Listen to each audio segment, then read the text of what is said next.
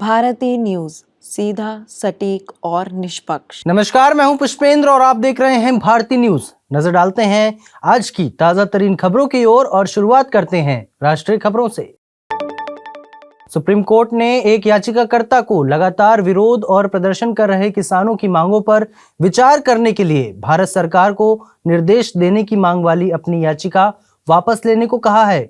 साथ ही सख्ती दिखाते हुए सुप्रीम कोर्ट ने वकीलों को हिदायत देते हुए कहा कि वे केवल पब्लिसिटी स्टंट के लिए अखबारों के आधार पर इस तरह की याचिका दायर करने से बचें।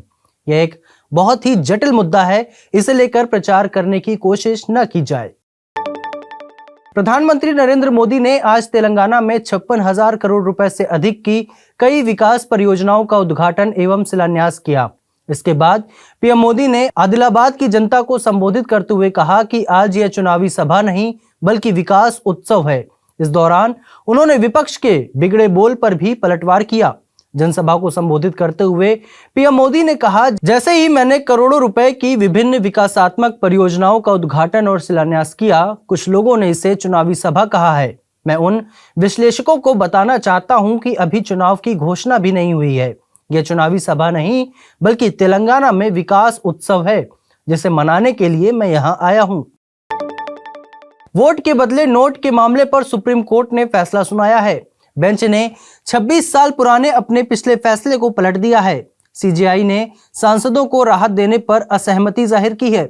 7 जजों की संविधान पीठ ने सर्वसम्मति से यह फैसला सुनाया है। अब अगर सांसद पैसे लेकर सदन में भाषण या वोट देते हैं तो उनके खिलाफ मुकदमा चलाया जाएगा।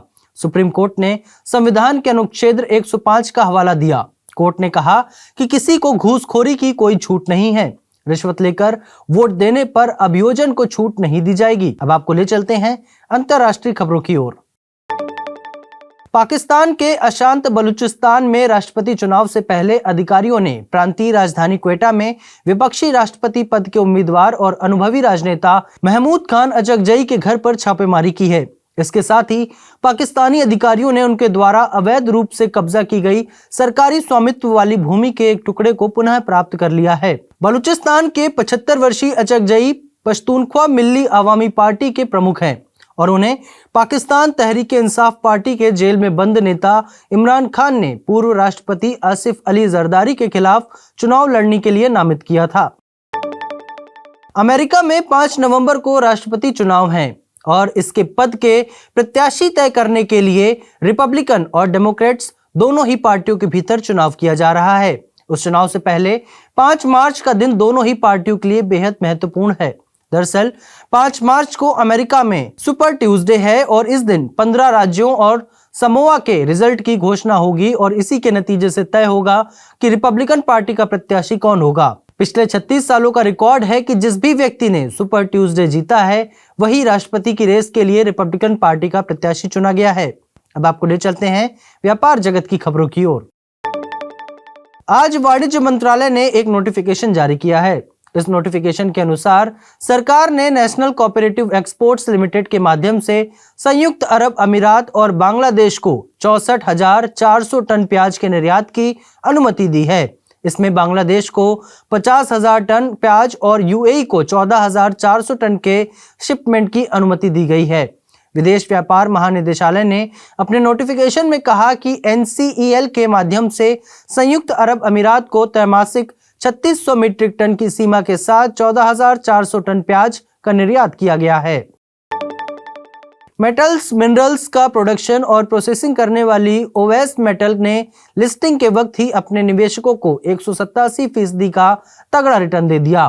फिर अपर सर्किट लगने के बाद निवेशकों का मुनाफा बढ़कर 202% पर पहुंच गया। इस स्मॉल एंड मीडियम एंटरप्राइजेस ने आईपीओ में अपने शेयरों को 87 रुपए के भाव पर जारी किया था, लेकिन नेशनल स्टॉक एक्सचेंज पर एंट्री 250 रुपए के भाव पर हुई है। ओवेस मेटल का शानदार प्रदर्शन यही नहीं थमा, लिस्टिंग के बाद भी इसकी डिमांड बनी रही। इसमें अपर सर्किट लगा और शेयर 262 रुपए 50 पैसे पर पहुंच गया। अब खबरें खेल जगत से। इंडियन वेटरन प्रीमियर लीग 2024 का फाइनल मुकाबला रविवार यानी 3 मार्च 2024 को खेला गया। फाइनल मैच में वीवीआईपी उत्तर प्रदेश ने मुंबई चैंपियंस को हराकर खिताब अपने नाम किया। वीवीआईपी यूपी की टीम की तरफ से पवन नेगी ने खूब महफिल लूटी। लीग में 3 शतक जड़ने का उन्हें मैच के बाद इनाम मिला। पवन नेगी को प्लेयर ऑफ द टूर्नामेंट से नवाजा गया। फाइनल मैच में पहले बैटिंग करते हुए मुंबई चैंपियंस ने 20 ओवर में 5 विकेट के नुकसान पर 214 रन बनाए। इसके जवाब में वीवीआईपी यूपी की टीम 19वें ओवर में ही लक्ष्य हासिल कर चुकी थी। फाइनल मैच में यूपी की टीम के लिए पवन नेगी संकट मोचक बने हैं। महिला प्रीमियर लीग 2024 के 10वें मैच में दिल्ली कैपिटल्स का सामना गुजरात जायंट्स से हुआ। इस मैच में दिल्ली कैपिटल्स ने गुजरात टीम को 25 रन से मात दी और इस सीजन का तीसरा मुकाबला जीत लिया। गुजरात जायंट्स को भले ही मैच में हार का सामना करना पड़ा हो, लेकिन एक खिलाड़ी ने इस मैच में इतिहास रच दिया। गुजरात जायंट्स की ऑलराउंडर सयाली सतगरे डब्ल्यूपीएल के इतिहास में पहली बार कंकशन सब्स्टिट्यूट बनी। उन्होंने दयालन हेमलता की जगह ली है। अब तक की खबरों के लिए बस इतना ही। बाकी की खबरों के लिए देखते रहिए भारती न्यूज और भारती न्यूज को लाइक, शेयर और सब्सक्राइब करना ना भूलें। धन्यवाद।